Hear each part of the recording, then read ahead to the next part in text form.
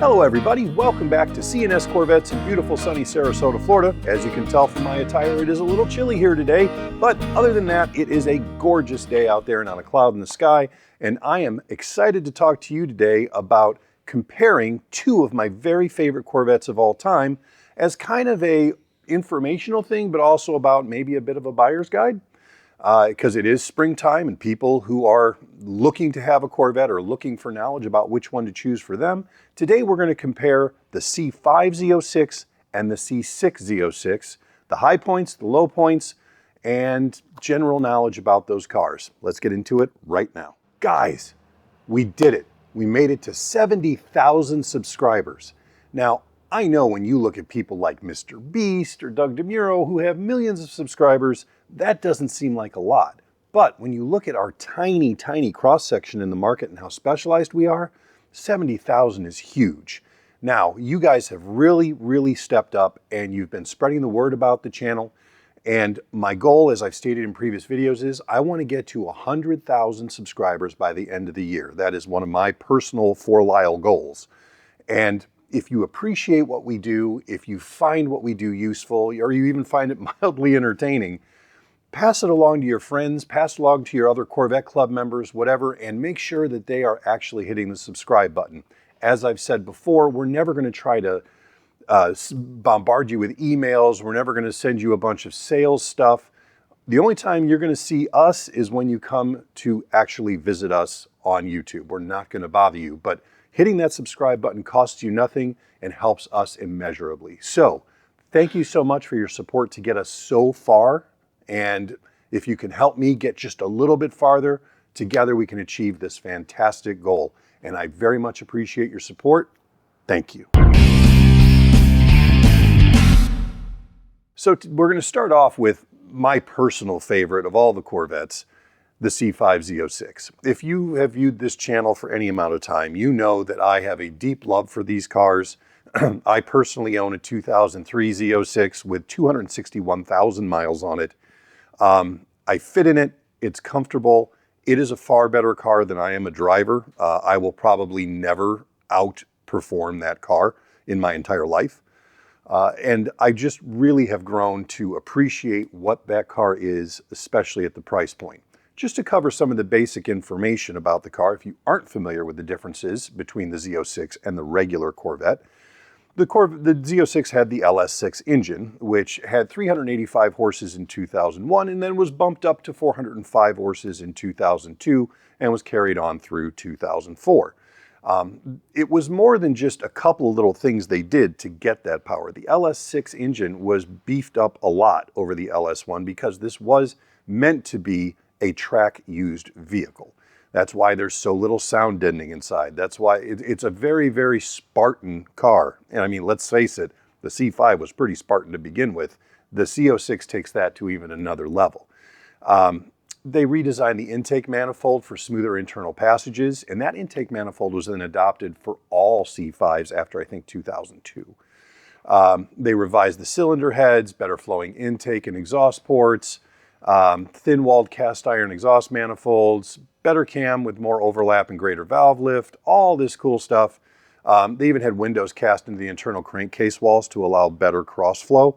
Overall, the LS6 at that time was probably the most competent track-focused engine that GM had put into a Corvette, at least in the modern era.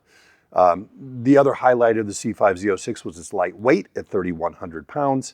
And with its 9.5-inch front wheels and 10.5-inch rears on the Goodyear Eagle F1 supercar tires, that car developed exactly 1 G in lateral G-forces and cornering, which at that time was a huge benchmark. And it also, with that tire setup, it outperformed the base C5 by quite a margin. Instead of a spare tire, of course, they came with a stop leak can and an inflation kit, which I still recommend if you have a C5, C6, C7, whatever, and you're moving away from run flats to go with regular tires because you want a quieter, softer, more communicative ride, then you definitely pick up a can of Fix-A-Flat and an air pump, put it in one of the little rear compartments, so if you ever actually need it, it is there for you. 0 to 60 time was about 4.3 seconds.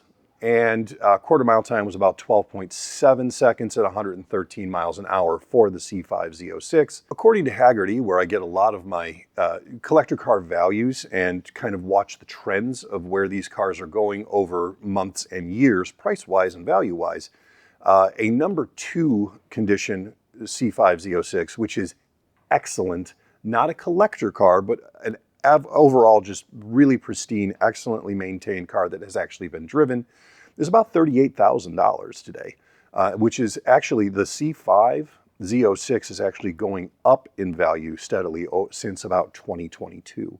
A number 3 condition car, which is good condition, which is something that is driven regularly that you still look at, and overall is still a really nice car, is about $24,000.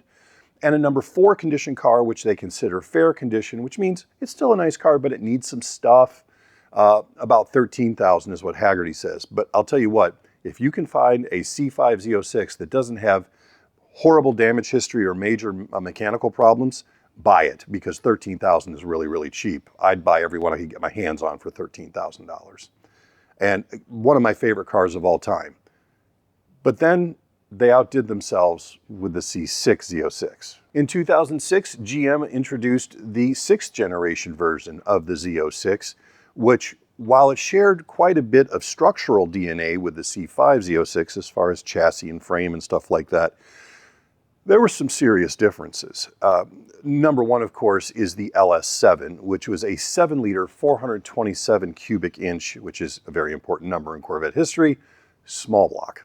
And that engine was, at that time, the most powerful naturally aspirated small block they'd ever built. And it is made to perform on track first and foremost. Now, I've done other videos about some of the long-term problems that the LS7 has had with the valve train and some of the proposed solutions for that. But let's leave that aside for right now. Let's just talk about the car in terms of what it does and what the big improvements were and such, okay? They maximized airflow. They maximized valve train stiffness. It had a red line of 7,000 RPM, peak torque at about 6,300 RPM. Some of the other things they added, it had a beefed up rear axle, had a beefed up 6-speed manual transmission, had a beefier clutch, wider wheels in the rear. Rear tires were 325/30 19s. I mean, that's meaty. Coolers for every fluid except brake fluid, which is important when you're doing track work. Dry sump oiling system was the first Corvette to have the dry sump system, which is now pretty much ubiquitous in the C7 and the C8 as long as you're getting the Z51 package. Cast magnesium structure for the roof. So when you look at a C6 Z06, it looks like it has a removable roof panel, but it is not removable. And instead of having an aluminum frame, that frame is made of magnesium and it is bolted into place for structural rigidity. Magnesium piece on the engine cradle was also magnesium. And the car had carbon fiber floorboards, replacing the fiberglass encased balsa wood from the C5. And front also had carbon fiber front fenders and liners.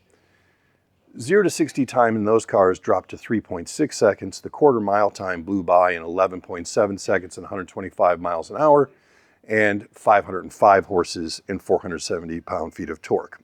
Again, using the Haggerty scale, number 2 being excellent, almost perfect, about $49,000. Number 3, very, very, very good, but a car that has been driven, $35,000. And number 4 quality, meaning it's in fair condition, but it may need some stuff, about $25,000. What are the differences going from a C5 Z06 to a C6 Z06 as far as driving? That's the big question. Both cars will do anything you want them to do. They are not going to dictate how you drive. They are very malleable to the style of driving that you yourself have. That said, the C6 Z06 with its 505 horses, I mean, you think, yeah, 100 horsepower, that's a substantial power boost. It is a much more on it kind of car. It is, if you don't know what you're doing, you can get into trouble pretty quickly with the LS7. But once you're comfortable with the car, and anytime you're buying a high performance car, you want to gradually grow into the car. You don't want to go out and try to be AJ Foyt the first time you drive the car, because you're going to end up in the woods upside down. Comparing the two, If you are looking to buy a car that has a 6-speed manual that was built from the ground up to be a weekend warrior at the track, autocross, or just, you live out west and you got all kinds of hundreds of miles of empty roads where you can really go at it, both of these cars fit that bill. I think the main difference between the two is the level of refinement, which the C6 Z06 has to a greater degree than the C5 Z06.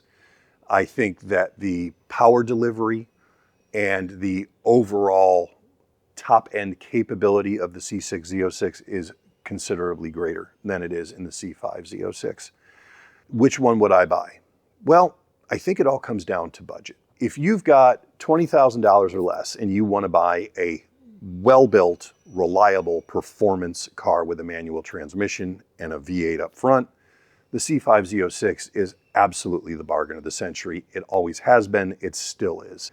The C6 Z06, for what it is still also a bargain, but you need to have $35,000 tucked away. And of course, that buffer that I always recommend you have in a little account off to the side for when things go bad, because the C6 Z06 is still going to have the torque tube issues. With age, all of these things are going to come due. The C6 Z06 is capable of more than the C5 Z06. But if you aren't capable of extracting it at the point you're at in your driving history, then maybe going with the C5 Z06 is the better choice. They're both amazing cars. It's just a matter of budget and driver skill, really. Overall, these are two of the finest sports cars in the world, and you can own either of them for considerably less than a new Civic Si. I don't understand where the question is. So, those are my thoughts on the C5 Z06 versus the C6 Z06. I look forward to hearing what you have to say about them, what your experiences are. If you've owned both, put your thoughts in the comments below. And if you disagree with me, great, put that down there too. In the meantime, if you are looking for either of these cars, be patient, cast a wide net, and make sure to pick the car that is right for you, not the car that is here right now, right? I hope you guys have a wonderful week. Thank you for watching. Don't forget to subscribe. Have a great one.